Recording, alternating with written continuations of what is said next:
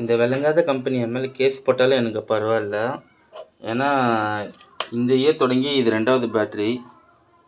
So இந்த பிராண்டில் வந்து பார்த்தீங்கன்னா ஆல்ரெடி மதர் போர்டில் எனக்கு பஞ்சாயத்து ஆகிருக்கு, ஸ்பீக்கரில் பஞ்சாயத்து ஆகிருக்கு, வாரண்ட்ரி சென்டர் போனால் அங்கேயும் பஞ்சாயத்து தான் இருக்குது.